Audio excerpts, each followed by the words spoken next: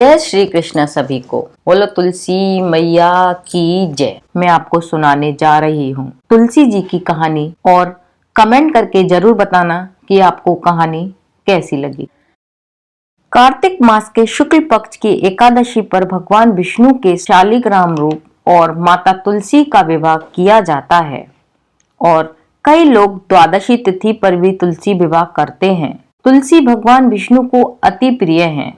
तुलसी के बिना भगवान विष्णु भोग भी स्वीकार नहीं करते हैं।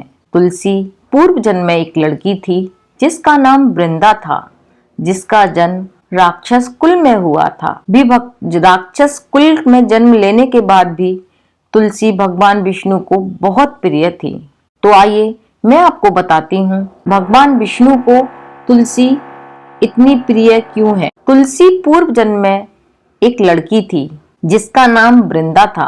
राक्षस कुल में जन्मी यह बच्ची बचपन से ही भगवान विष्णु की अनन्य भक्त थी। जब वह बड़ी हुई तो उनका विवाह राक्षस कुल में ही जन्मे दानव राज जलंधर से संपन्न हुआ। राक्षस जलंधर समुद्र से ही उत्पन्न हुआ था। वृंदा बड़ी ही पतिव्रता स्त्री थी, सदा अपने पति की सेवा किया करती थी। एक बार देवताओं और दानवों में युद्ध हुआ।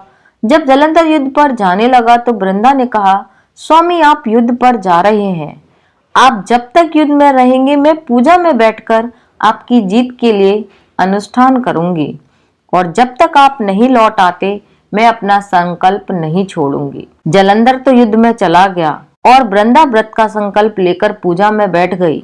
उसके व्रत के प्रभाव से ही देवता भी जलंधर को हरा नहीं सके।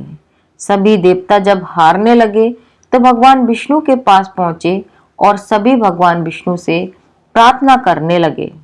भगवान बोले, वृंदा मेरी परम भक्त है, मैं उससे छल नहीं कर सकता।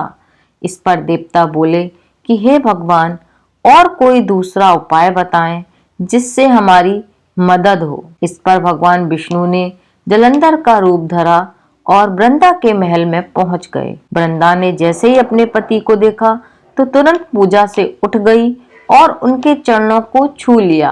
इधर वृंदा का संकल्प टूटा, उधर युद्ध में देवताओं ने जलंधर को मार दिया और उसका सर काटकर अलग कर दिया।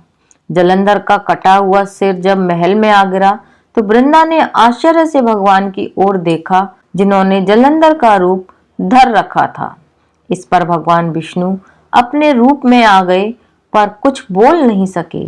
वृंदा ने कुपित होकर भगवान को श्राप दे दिया कि वे पत्थर के हो जाएं। इसके चलते भगवान तुरंत पत्थर के हो गए। सभी देवताओं में हाहाकार मच गया। देवताओं की प्रार्थना के बाद वृंदा ने अपना श्राप वापस लिया और इसके बाद वे अपने पति का सिर लेकर सती हो गई। उनकी राख से एक पौधा निकला।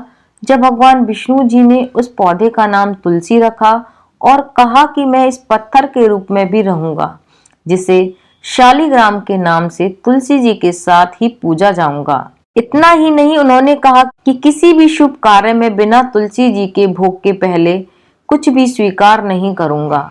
तभी से तुलसी जी की पूजा होने लगी। कार्तिक मास में तुलसी जी का विवाह शालिग्राम जी के साथ किया जाता है। साथ ही देवोत्थानी एकादशी के दिन इसे तुलसी विवाह के रूप में मनाया जाता है। उम्मीद करती हूँ आपको ये कहानियाँ पसंद आई होंगी।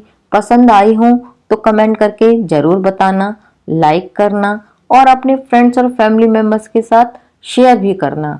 और एक बात बिल्कुल भी मत भूलना, जहाँ पर भी आपके घर में तुलसी माता का पौधा हो वहाँ दीपक जरूर जलाना। अगर आप सुबह शाम ना जला पाए तो शाम को अवश्य जलाना।